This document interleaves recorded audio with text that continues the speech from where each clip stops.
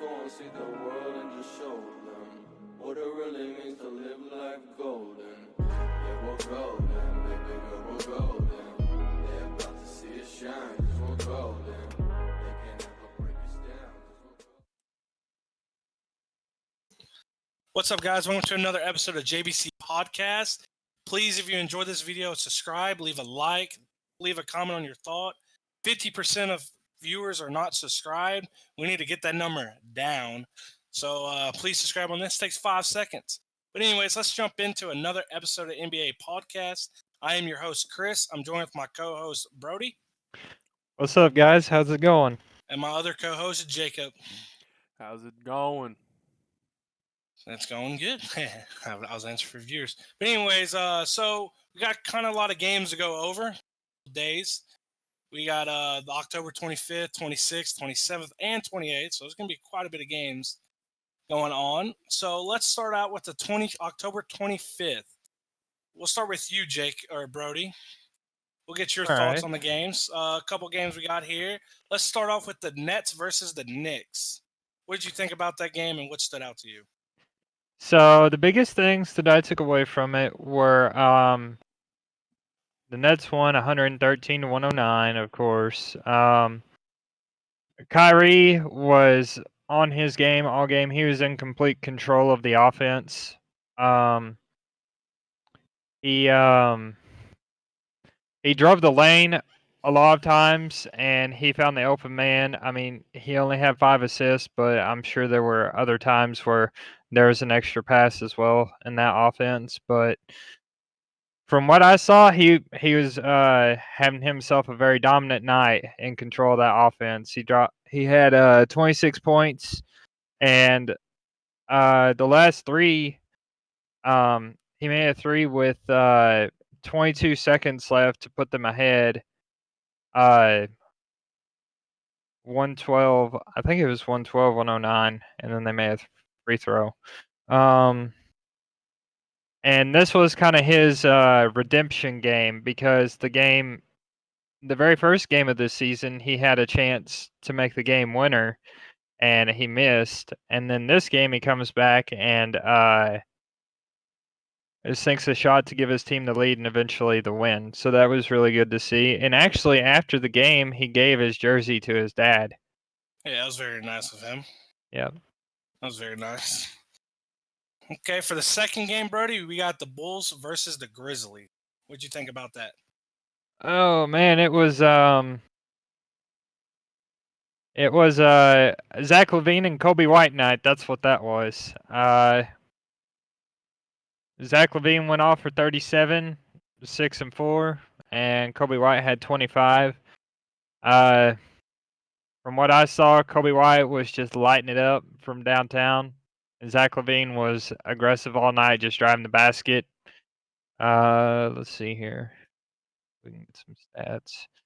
Zach LaVine went 13 for 23. He shot 8 threes and made 4 of them. So I mean, 50%. He shot pretty good from 3 as well. Kobe White actually only took 8 as well and hit 4. So half his shots were threes. He made 4 of them. He went 10 for 16 from the field. I'd say that's pretty good for him. Only shot 2 free throws. He also got 6 rebounds, which is kind of surprising because Kobe White's kind of small. Yeah, that's true. Let's see here. Do I have anything else on Memphis's side? Jaren Jackson Jr. led them in scoring with 23, and he was 9 for 17, 1 for 3 from 3-point line, made 4 or 6 free throws. He had 11 rebounds as well, so he got himself a double-double. He however did have 4 turnovers, so this game actually probably could have been won, if you look at how many turnovers he had. He was tied for the most turnovers with Ja Morant that game. So if they would have cut down their turnovers, they probably would have had a better chance to win it. Yeah.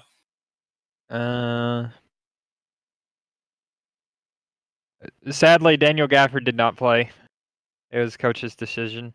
I hate to see Oh. that. I want Daniel Gafford to play.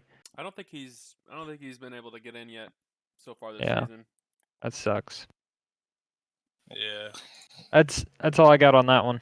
All right, and then the last game we'll recap of that day was the Nuggets versus the Sun. What did you think about that? This was for the Nuggets. Nuggets won 108-107.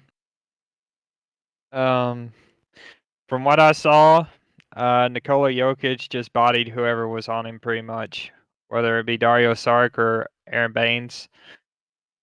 He did his thing. He got himself a triple-double, 23 points, 14 rebounds, 12 assists. He was working them inside, working them in the post. If he didn't have a shot, he was finding the open man every time.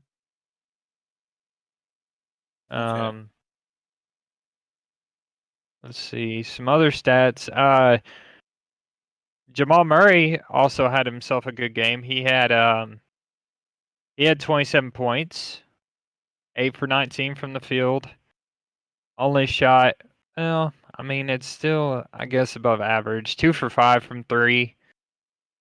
9 for 11 on free throws, so that was a big point for him. 9 of his points came off free throws. 7 rebounds, 3 assists. He had 3 turnovers. Jokic had 5. So they played a little bit sloppy, I thought, with 5 turnovers and 3 turnovers. That's 8, and out of the entire starting lineup, there were 9 turnovers. So they account for 8 of the 9 turnovers. Jeez, Yeah, it's a lot. but they did squeak out the win. But I'm Yeah. sure they're not happy about turning the ball over that much just between them two. Yeah, I agree. On the other side, Kelly Oubre had himself a game as well.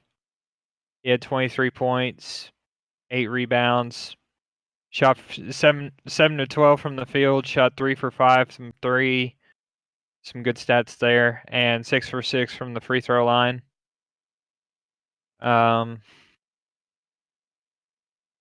Let's see. Devin Booker only had 18. I consider that kind of a letdown because I always think of Devin Booker as being a high 20-point scorer. I mean, yeah, he's going to have nights like that. I mean, everybody does. He played in 41 minutes as well. That was the highest on the team. So, I don't know. It just looks like he had a bad shooting night. He only shot 6 for 21 from the field, 1 for 8 from the 3, but he made 5 out of 6 free throws, as well as having 5 rebounds and 7 assists. Okay. That's all I pretty much got. Okay. Is there any other games on that certain day you want to talk about, or that? Let me get back here. Maybe. Yeah, there wasn't a lot of good games. So Here's messing up here.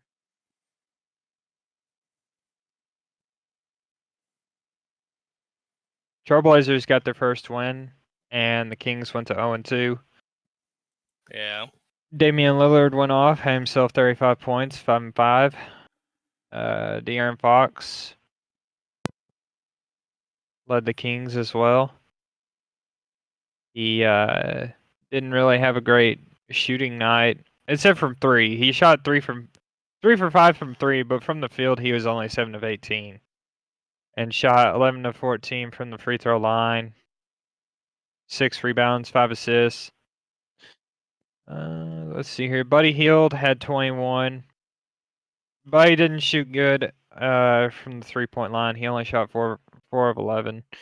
That's probably, to me, why they probably lost this game. I feel as though if they don't have Buddy Hield and De'Aaron Fox creating their offense, especially De'Aaron Fox on defense as well, able to get steals and run in the fast break and get Buddy Hield open for 3, that team I don't think will be very good this year if they can't do that. Okay. On the other end, like I said, Damian Lillard had 35, 12 for 20 from the field, 3 of 7 from 3, 8 for 8 from the free throw line. Some good things from Hassan Whiteside this game. He dropped 22 points, had 9 rebounds, 3 assists, as well as a steal and a block. He shot 4 for 6 from the free throw line, 9 for 10 from the field. So yeah, that's good to see for him because Hassan Whiteside's kind of past couple, I'd say years. He has the talent to be a great center in the NBA, but it just seemed like he never gave the effort to want to be a top center. But so far in Portland, he's had a couple good games. He's been doing what he's known to do, is grab rebounds, and he can score too if he needs to. Yeah, that's always good for him. That's all I got for the 25th. Well, all right. Thank you, Brody, for recapping that day. All right, Jacob, we're going to kick it over to you for the October 26th. There's a couple good games. Let's start off with the Heat versus the Bucks. What did you think about that? Well, I liked what I saw from the Heat. I got to recap on some of the highlights, and for this game, they didn't have Jimmy Butler because he had the birth of his daughter. So he's actually playing right now, which is good to see. This is his kind of home debut for the Heat. But I liked the distribution of scoring for the Heat in this game. One, it was a huge win because it was at Milwaukee, and Milwaukee's one of the favorites to win the East, and they pulled it out in OT. So it was good to see. They had 7 different scores in double digits. Bam Adebayo doing his thing. 2 assists off of a triple double, and Point Justice was 3 assists off a triple double. So it's good to see the Heat kind of reshaping their lineup to kind of mold a better but basically getting back to that championship caliber team that they were back when they had the big 3 in LeBron, D Wade, and Bosh. But they're really young, which is good to see. Tyler Hero is stepping in nicely as a rookie. He had 17 second quarter points tonight at the moment, which is good to see, especially from your rookie. It's good to see that they have a lot of bench scoring, and in Goran Dragic, he's averaging, I think, 19 points a game off the bench for him. So that's much needed, along with Kelly Olynyk. So they actually surprised me with that dub. So it was good to see that from them. And then on the other side of the ball, the Bucks, there's really not a whole lot of help outside of Giannis and Middleton. I mean, Eric Bledsoe's a good defender, but he's not going to get you 20 a night. Wesley Matthews is getting older. He's probably not going to get you 20 a night. Brook Lopez, possibly if he's on, but they don't have a whole lot of scoring off their bench either, which I think's a big miss. So, I mean, you really got to count on Giannis putting up, 30 a night, which he did in this game. He dropped 29, 17, and 9 for the L. So, and Middleton dropping 25 as well. So, not much more you can ask of your 2 stars, but they're going to have to find, if they want to win the East, they're going to have to find a little bit more scoring, especially coming off their bench. Because, I mean, even on their bench, they don't have a whole lot of defensive presence there either. So, I mean, you either got to be one or the other. If you can't be both, you got to pick one, and they don't have really either. So, that's where they struggle. So, but it was good to see the Heat get that dub at Milwaukee. Okay. Kendrick Nunn also had himself a decent game as well. Who knows? He's a rookie, right? I don't think he's a rookie. I think he's like 20. Yeah, he is. Yeah, he is. According to ESPN, he is. Oh. He's like 25 years old. Anyway. Who knows? Rookie of the year, dark horse? No. All right, let's now the next game we'll get into is the Rockets versus the Pelicans. What did you think about that game?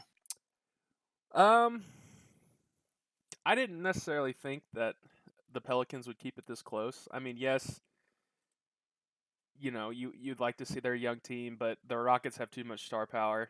But I'll kind of cover the Pelicans first. They're really missing Zion at the moment. It's to be without your star, your number 1 overall draft pick, definitely hurts. So, but it is nice to see Lonzo stepping in and becoming more comfortable. He, for this game in particular, dropped 18 and 10. So it's nice to see from him. Josh Hart's become a great scorer for him. Hello? Yeah. Okay, your mic cut out on my end. What did you say? Yeah, I did too on mine. Anyway,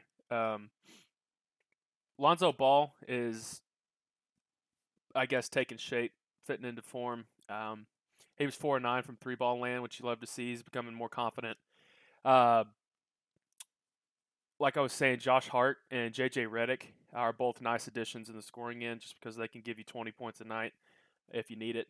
And it's nice to see Brandon Ingram finally fulfilling his role. I think with the Lakers, I don't know if it was a confidence issue. He had some injuries. I don't know what it was, but he dropped 35, 15, and 5 against the Rockets. He's finally becoming, at least at the beginning of this season, who, scouts, analysts, thought he could potentially become. A lot of people think he's like the next KD. He's built like him. He's a little slim looking dude out there, but he can score the ball, so that's all you really need.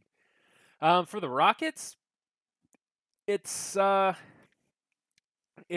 to see the duo go at it, but and Russell Westbrook and Harden, but they are two of the most inefficient scorers at times. I mean, Harden that game was 2 of 18 from 3-point land, and Jeez. 8 of 29 from the field. It definitely showed that game. But it's still crazy because the thing about Harden is he may go 2 of 18, but he's shooting from the free throw line 15 times a game. I mean, 11 of his points were from the free throw line. So, I mean, I guess you got to play the game how the refs are going to call it, which I don't like. It's become such a soft sport. Too many flops. I mean, somebody sniffs his beard and he's flailing his arms, calling. Wow! Exactly. I think the same thing for the Rockets. They don't have a whole lot of scoring off the bench. I mean, everybody in their starting lineup dropped 15 plus, with Russ getting a triple double, James Harden putting up 29. But off their bench, they had a combined 23 points. So both Russ and James outscored the bench combined. So they got to find some more scoring off the bench. If they don't, it's going to be tough. Their starting 5 is a good starting 5, but you got to be deep if you want to make a playoff run or win a championship. And I think also, I mean, I won't cover it, but I think that's showing what the Warriors are now without KD and Clay. If you don't have that depth, it's tough to win. Yeah, I agree with that. All right, well, the next game let's jump into is the Clippers versus the Suns. What you thought about? What did you think about that game? Yeah, so I was joking around because the Suns won their first game, which was against the Kings, and I was joking around with Brody how, hey, the Suns are 1-0 undefeated. We need to screenshot that, and then they wind out beating the Clippers, and I was like, all right, Suns are legit this year. They're going all the way, winning the chip. But in all seriousness, they had some good performances from their two studs, minus Ayton, and D-Book and Kelly Oubre. D-Book dropped 30 and with 8 assists, 6 boards, and Kelly Oubre dropped 20. So it's nice to see Kelly getting up there and scoring. But they also had some good scoring off the bench from big old Frank Kaminsky and Tyler Johnson, who's a serviceable point guard off the bench. So I don't think Ricky Rubio played in this game either.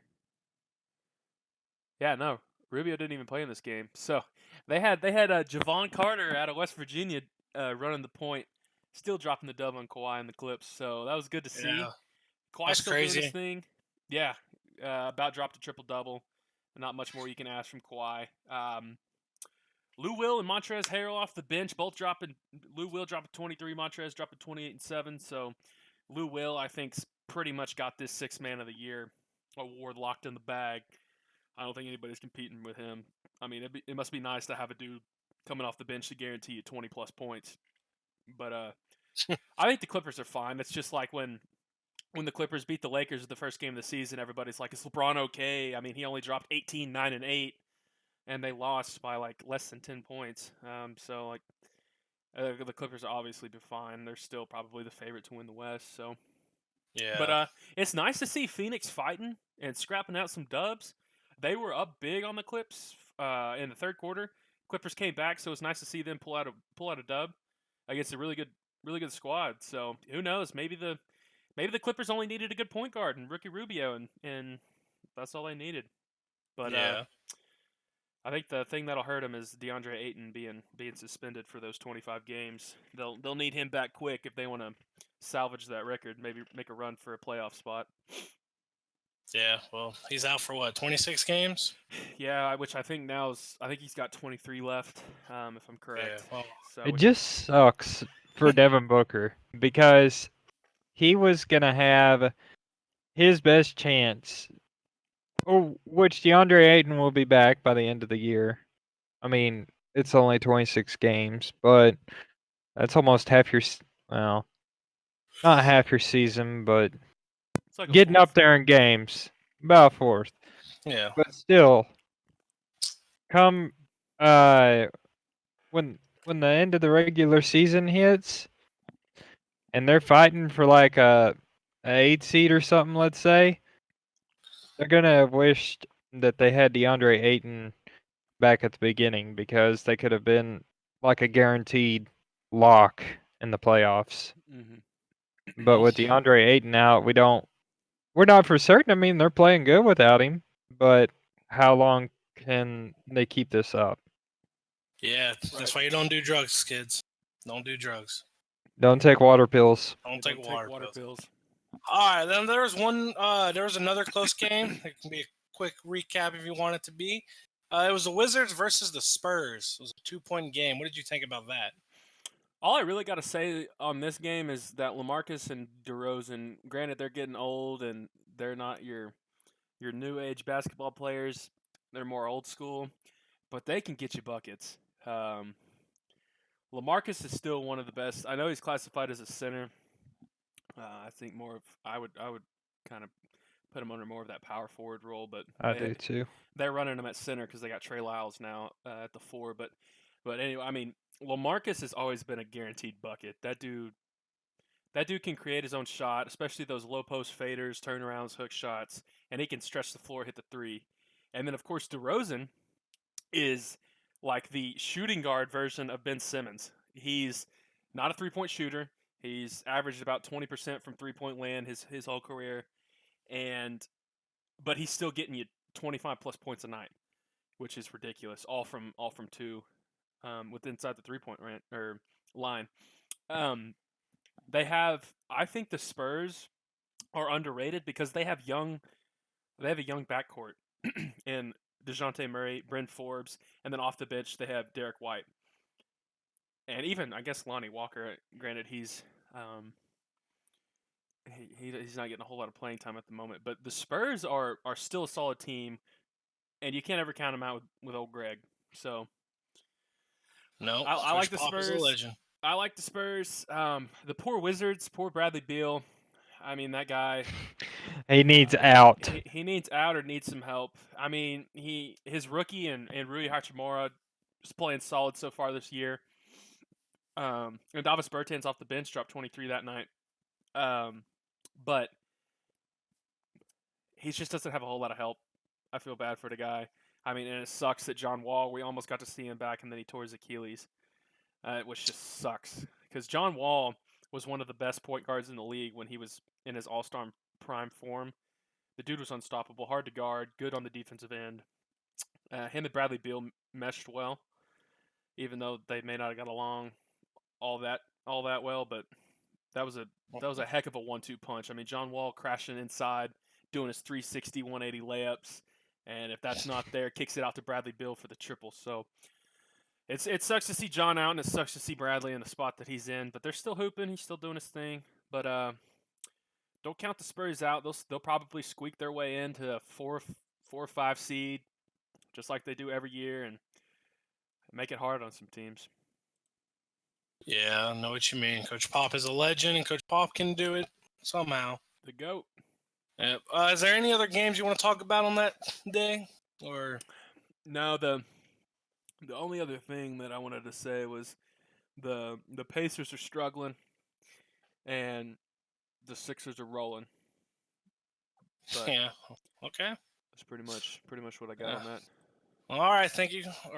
Thank you, Jacob, for recapping that day on October 26th. Now we're going to jump into October 27th. There wasn't a lot of games, but I got a couple games here, Brody, that I would love for you to talk about. The first game I would love for you to talk about would be Nets versus the Grizzlies. And what did you think about that? Well, the Grizzlies won 134 to 133 in overtime. Kyrie, of course, had himself another big night. He had 37, 7 rebounds, 7 assists. But Ja Morant just had his number this game. Dropped 30, 4 rebounds, 9 assists, and that dude from everything that I watched was just so aggressive all night, just driving the paint. He crossed up, I think. Hang on, who was this? It was, I believe it was Joe Harris. Yeah, he got in fast break and Euro stepped Joe Harris just so bad and dunked. It was great. But Yeah, I the saw biggest that. thing that Ja Morant did was Kyrie once again had another shot to win the game. Inside of the 3-point line. Mid-range shot. Ja Morant blocked it to send it into OT. And eventually they come out with a dub. Ja Morant, Rookie of the Year. He's That's reminded. what I'm saying. I think he's got a good shot at it. He's reminded me a lot of De'Aaron Fox. They have a very similar game.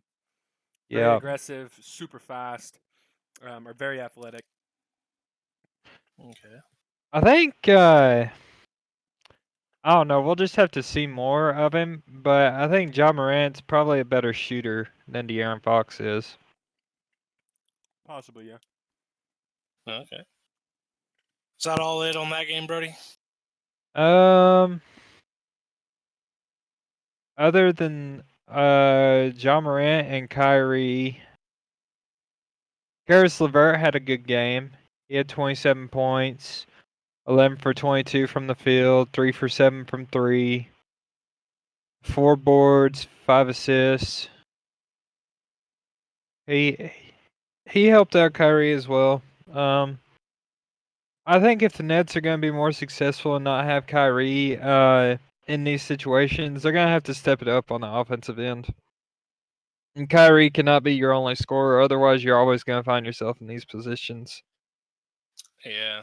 And I wish they had KD back. I wish he wasn't hurt. yeah, they won't have to worry about that next year. No, but we kind of. But they've got some good pieces off their bench. They got Jared Allen and Spencer Dinwiddie, 2 guys that should be helping them out a lot more as the season goes along. I think some pieces will get moved around. They've got DeAndre Jordan starting over Jared Allen. I mean, I understand why you start DeAndre Jordan, but to me, in my eyes, I'd rather start Jared Allen. I'd rather have Jared Allen starting, and I like Joe Harris starting over Spencer Dinwiddie as well. I mean, Spencer Dinwiddie is a point guard, but I'd imagine if they had Kyrie and Dinwiddie out there that he'd probably move to shooting guard. Yeah, but I'd still keep Karis LeVert over Dinwiddie. That's true. LeVert's a bucket, walking bucket. Well, what they'd have to do was move him to the 3 or something for that to even work. So I'm sure they probably don't want to do that. All right. That's about all I really see on that game. All right. Well, the next game we can go talk about is the Trailblazers versus the Mavericks. What did you think about that game? Portland won 121 to 119. This was the CJ and Luka Doncic showdown, pretty much. CJ dropped 35, had 6 boards, 4 assists. He shot 13 of 26 from the field, only shot 4 threes and only made 1 of them. He had 8 free throws, and from everything that I saw of CJ in that game, he was commanding the offense, driving downhill every time he had the ball, trying to get to the basket every time. If he came up short, he just blew up from mid-range. He didn't care. He was taking the shot. He was trying to get his team to win because Damian Lillard had 28, shot 10 of 20, but he shot 7 threes and only made 1. Shot 7 from 9 from the free throw line, but I think CJ felt as though that game that he needed to take more control over the offense than Dame that game. An off night for Hassan Whiteside scoring the ball, but he still got it done at what he does best. He had 14 boards.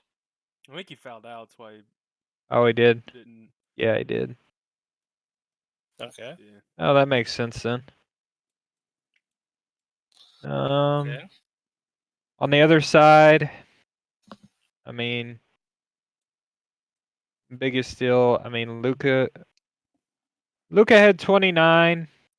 I think it said 30 on the other one. Whatever. He dropped 29. He was kind of inefficient. He shot 8 for 22 from the field and 2 for 11 from 3. But he kind of made up from it from the free throw line. He shot 11 to 14.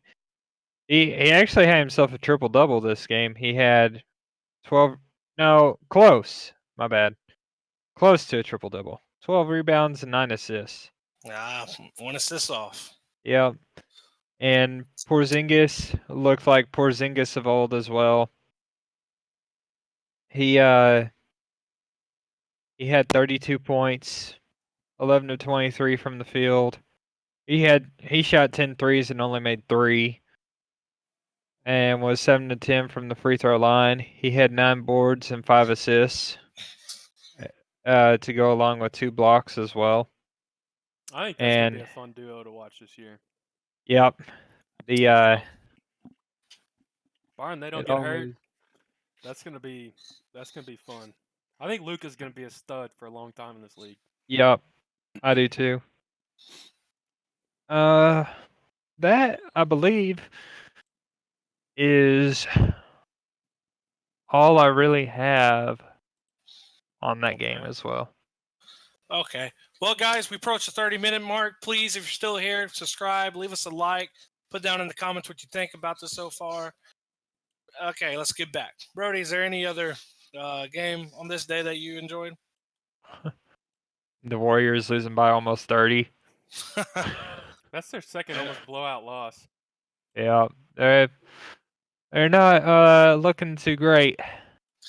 Smack At by the beginning of the season. It's gonna be a crazy year not seeing them being the number 1 team. I know. It's gonna be finally gonna happen. But every quarter except for the last quarter, the Thunder had 35 in each. Each of the first quarters, they had 35, 35, 35. Well, I feel bad for the Warriors. Oh, boo-hoo. Yeah. Boo. Well, thank you, Brody, for recapping that day. Now let's jump into October 28th. With the first game kicking off, Jacob, would you mind telling us about the Pistons versus the Pacers? Not at all. Not at all.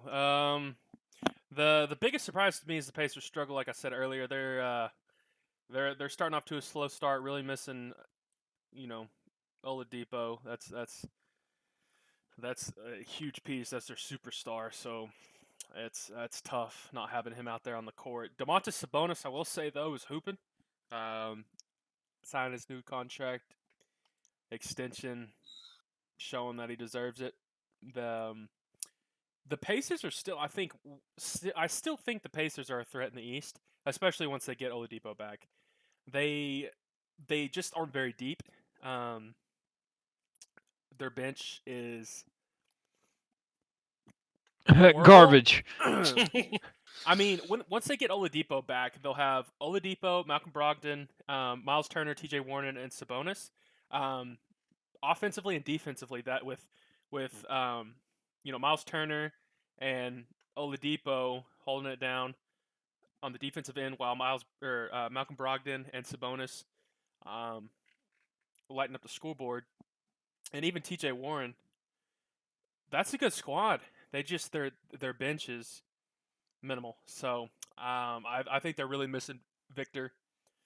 Now for the Pistons, it's good to see my boy D Rose hooping again.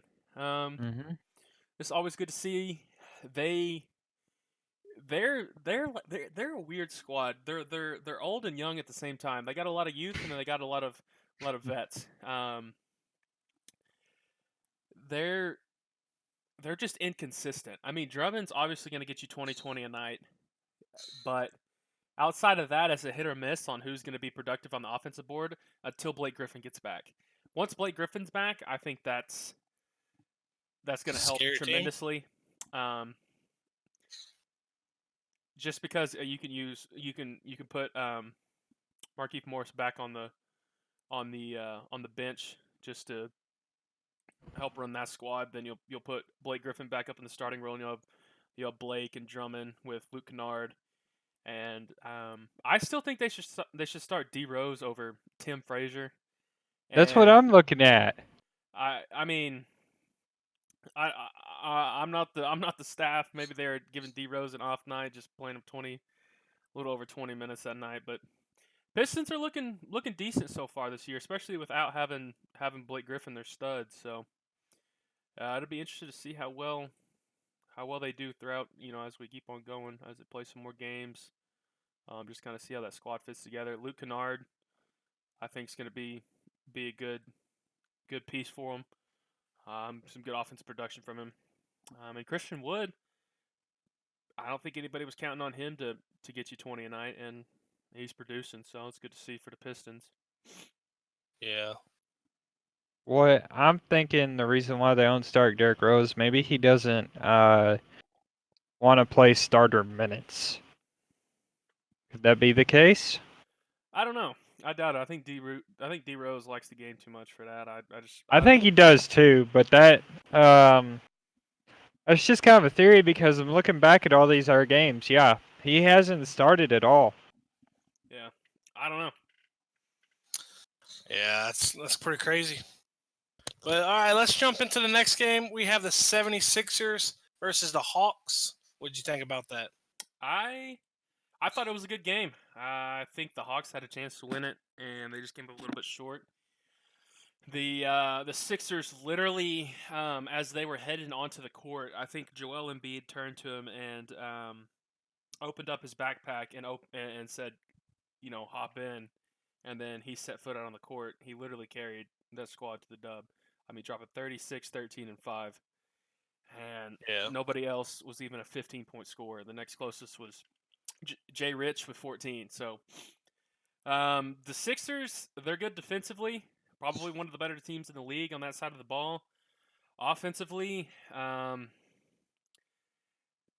mean, outside of Joel, they really need Jay Rich and Tobias to step up. Because with Ben Simmons not being aggressive beyond the arc, they really need somebody to step up from three. I mean, Tobias went 1 of 9, while Jay Rich went 2 of 5. So they need some outside scoring. I think that's why losing JJ Redick was a huge loss for him. I mean, even though JJ's not he's getting old and he's not what he used to be, but he could still get you 15 to 20 a night just behind the arc. And they don't have that anymore. So that's tough for them. But the Hawks, if they can stay glued together, they're gonna be a nasty squad. Maybe even this year, but especially in the upcoming years. They're super young, and their young players are studs. John Collins, DeAndre Hunter, Cam Reddish, and then Trey Young, who actually left. The Hawks are playing the Heat, and he actually left in the first quarter with an ankle injury. So we'll have to keep an eye on that. That's a big Hope loss he's all for right. them. Because at the moment, I know they've only played 4 games or 3 games, but he was second in the league in scoring behind Kyrie at almost 33 a night, which is ridiculous. So, Yeah. but that squad, we're gonna have to keep an eye out. They got some young stars. So, and even off their bench, I mean, Bruno Fernando was a good second round pickup for him, and then Jabari Parker, I think he's kind of settling down. He's not. I know people are kind of not talking about him as much whenever he got drafted, which is nice. So it's taking a lot of pressure off of him. He could just come in and play his game. And then they have Kevin Herter, who's a sharpshooter but also good. He's kind of like not a great value of Klay Thompson, but I'll say his style of play is a lot like Klay. He's a sharpshooter, and he's a 3-and-D kind of guy. And then you got the ageless wonder, Vince Carter, man. One of the goats. I mean, did you see his dunk he tried? I think that was the game where he tried to do one of his long dunks. I mean, he had to roll it up there. Hey, if you're 42 years old still hooping, I mean, you might as well go for it. You never know. That's impressive. I can't do that now, and I'm only 22. So, but yeah, I think the Sixers and the Hawks are gonna be good. They're both gonna be some powerhouses in the next 5 years. So, or for the next 5 years, I should say. Yeah. Well, all right. Let's jump into the next game. We got Thunder versus Rockets. We got Russ versus his old team. What'd you think about that game? I thought it was a good game. I liked his comment of saying, ain't no friends when I'm on the court hooping. And he basically showed that. I mean, 21, 12, and 9 while having an efficient shooting over 50% from the field. So you like to see it. And James Harden dropped 40 while going 8 of 21 from the field. So that's seriously. How much did he get fouled? That's just his game, man. I don't know. I mean, he shot 22 free throws. He was 21 of 22 from the free throw line. That's ridiculous. That's how you win games. Flopping. Yeah, that's how you win games. I'm just kidding. I'm saying making your free throws. That's how you win games. I mean, he's one of the best scorers in the league, maybe even one of the best scorers of all time, but I hate his style of play. Amen. That's just me. I mean, when he was with the Thunder, I loved watching James Harden play, but he's just become. I mean, you can't get mad at the dude for playing to what the game has become today. I mean, you got to get your bucket how you can get your bucket, but I just think it's cheap. But again, I mean, getting 21 points from the stripe, that's how you got to get it. That's how you got to get it. I think the Rockets will still be a top 4 seed in the West, so I think they're a squad to look out. But something that's promising for the Thunder is SGA. I think he's going to be a young star. He dropped 22, 9, and 4, working as more of the 2 spot alongside with CP3, and then they really have 3 good point guards because even Dennis Schroeder's provided 20 points off the bench to go along with 7 assists and 5 rebounds. So I still think they're a good team. I still think they're going to make the playoffs. They got Gallo, Steven Adams, SGA, and CP3 with Dennis Schroeder coming off the bench with Nerlens Noel, who's a good defender. With Hamid Diallo, who won the dunk contest, I believe, last year. So they're a young squad aside from CP3, but CP3 is still one of the best point guards in history. So I still think they got a shot at making the playoffs. Okay. Never count them out. No. All right, well, let's get into this next game because I know you talk about this game about more of a player. The Jazz versus the Suns. Yeah. What'd you think? Well, I thought it was a good win for the Jazz. Their only loss so far this year is to the Lakers, where they got blown out. But Donovan Mitchell is an absolute unit. That dude's so aggressive. He's athletic. He's a freak. So I love his game. He's a hooper for sure. And Rudy, big booty Rudy, 11 of his 15 points were actually free throws. So he was 11 to 12 from the line. So it's always nice when you have a big man that can hit it from the stripe, because I remember when the Clips used to lose games simply because DeAndre Jordan couldn't shoot the free throw. They'd foul him intentionally, and that's how they'd wind up losing games late. But having Bogdanovich to go along with Mitchell is a dynamic scoring duo. I think the Jazz are underrated. I know the West is stacked, but the Jazz are a good squad, and especially if poor Mike Conley can make a basket. If he could just, I don't know if it's, I mean, I don't think it's confidence issues, because the dude's like a 11-year pro. He's drafted in 07, so 12 year pro. And he's an all-star caliber point guard. But he is shooting 20% from the field this year to go along with 15% from three. That's not Mike Conley. The last 3 years, he's averaged 22 points per game, and to go along with like 2 steals. So the dude's an excellent point guard. He's just having a slow start to the year. So, and I think that's not going to last for much longer. He's too good to continue, basically playing the way he's playing right now. So I think the Jazz are in good hands. They're winning games with Mike Conley struggling, so I think they'll be fine. And then the Suns are winning games, and then they're putting up fights with the good teams. So it's good to see without their superstar DeAndre Ayton. So the Suns, I think with DeAndre Ayton, I think they got a good shot at pulling out this dub. I mean, just think, if you replace Aaron Baines with DeAndre Ayton, no disrespect to Aaron Baines, but you replace those two, maybe a different ball game. D-Book's still doing his thing, and so is Kelly Oubre. It's nice to see those two, especially Kelly.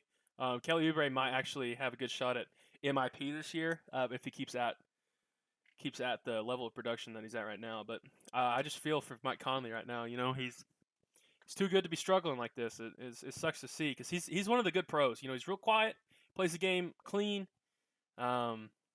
He's just a good all-around basketball player. So hopefully he snaps out of this slump that he's in right now pretty fast. Okay. All right, and let's get into the very last game of that night, is the Trailblazers versus the Suns. What did you think about that? The Spurs? Yes, the Spurs. My bad. Spurs. I mean, like I said, DeRozan and Aldridge are walking buckets, and then they got good scoring off the bench in Derek White. So the Spurs are, nobody's talking about them. They're all talking about, the Lakers, Clippers, then the Nuggets, then the Trailblazers even over them, then the Rockets, Jazz. Everybody's just kind of discounting the Spurs because they're old. They're not as good as they were, but they're still a good squad. LaMarcus Aldridge, a good player. DeMar DeRozan's still an all-star. I still think he's an all-star type player. Like, the dude can ball. DeJounte Murray is a heck of a defender. And then Bryn Forbes is a good two-way guard. And to have the scoring like they do off the bench, I still think they're a good squad. I still think they're a top 5 seed in the West, maybe top 6. And the Trailblazers, granted they're off to a slower start at 2-2. They just need more production outside of their big two. I mean, CJ and Dame are doing their thing, dropping 27, 28 a night. But outside of that, you need some more scoring. As good as those two are, they could, maybe those two could go out and beat the Suns. or like the Grizzlies or whatever. But they're not going to beat the Clippers, the Lakers, the Jazz. They're not going to beat these good teams just by them two popping off. So they definitely need guys like Rodney Hood to step up. Kent Bazemore, he was a big pickup for them, and they just need him to step up into that role. He's kind of starting off slow too. So, but I think the Trailblazers are still making the playoffs. The West is stacked. We'll just have to see how it all unfolds. Yeah. Well, is that it? Is there any other games you want to talk about? No, not really. Yeah, okay. Well, thank you, Brody and Jacob, for going over the past couple of days of the game. Hold on. Hello? Oh, okay. All right, we just got some breaking news. All right, Brody, let's get into the news. What's going on? All right. So the first story, or the first news article that we've got in the NBA, Robin Lopez apparently bought some rare stolen items from Walt Disney World in Florida. How does that even He happen? purchased. I know. What? How does that even Yeah. happen? You'll hear. Just listen. He purchased clothing from a vintage Epcot animatronic called Buzzy. So Epcot is The theme park. it's a theme park in Yes. Walt Disney World Resort. Mm-hmm. I figured y'all probably knew, but some people probably didn't, so I looked big it up. globe. I know. Some know, people probably didn't know that. I honestly didn't know what it was. All right. So he bought it from an animatronic called Buzzy that had gone missing from a now shut down attraction at the Orlando theme park. Buzzy is a retired anime character that was once part of the Wonders of Life attraction at Epcot that was closed in 2007. In December 2018, authorities released an incident report that stated that Buzzy's clothes, including a red jacket, cap, and rubber molded hands, were missing. Investigators say that a former Disney employee and his cousin used fake IDs to sneak into the park and steal items valued at thousands of dollars. On Yahoo, from what I saw, it was about $7,000. Jeez. And they selling them in a lucrative market for exclusive memorabilia. It said, I think they made on PayPal or something, they made like $29,000. That's what I saw. Jeez. So they made a lot of money, but they did get arrested. Authorities have charged the men with stealing in stolen property, grand theft, and burglarizing a structure at the park. Lopez purchased these items on eBay and is said to be cooperating with authorities.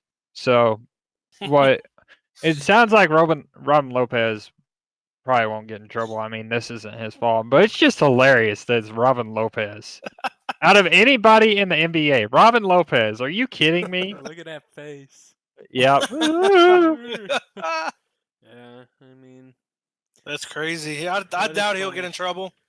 Just because Yeah. he didn't steal it, he doesn't know. If it was accidental, there's no chance he gets in trouble. I Uh, just think it's funny.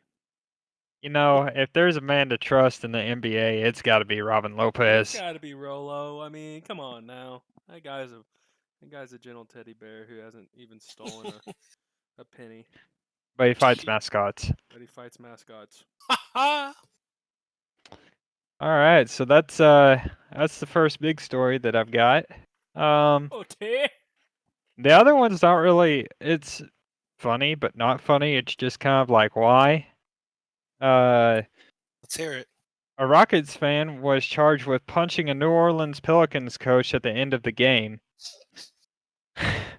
Prosecutors charged Manuel Garcia with a misdemeanor assault for allegedly punching Pelicans assistant coach Joe Boylan in the face Saturday. His girlfriend was also arrested for allegedly preventing police from getting to Garcia. Why? And this was apparently It had something to do with the Astros game as well. Yeah. Why? I think it was just saying that it was also after that. Oh, Maybe they were just Jeez. pissed. probably. They won. The Astros won. So I don't understand why they'd be mad. I don't know. People are weird. Yeah. But it's just like, why? Why would you punch a coach in the face? Why not? I don't know. I wanna Drunk. punch you in the face. Okay. I don't know. I don't know why you'd want to do that. Yeah. The only other breaking news I could say is I guess just Trae Young getting hurt. Yep. I watched. I was watching it live when he went down. It looks more like an ankle sprain, so I think he'd probably just be out a couple weeks. But you never know. There could be some torn ligaments. But guess we'll have to. Yeah, see it. Keep Doesn't an look that eye bad. on it. Yeah, we'll have to keep an eye on it. It doesn't look too bad. I've had plenty of ankle injuries, so I can relate. But Yeah, you have. but they hurt, so he'll probably be out a couple weeks, especially with the game of basketball when your ankles take a lot. So we'll have to keep an eye on that. Yeah. That'll hurt the Hawks. Yep. Well, Any other is news? that everything? Any other news, Brody? Those are my two big stories that I had. I just thought the Robin Alright. Lopez one was hilarious. Oh, it is. Indeed. Well, is that anything you want to add? I'm good. I got my news out there. I spread the word about Rolo. Poor Rolo. You Poor good, guy. Jacob? Yeah, that's all the wind that I got to exhale. Well, all right, guys. Thank you all for tuning in.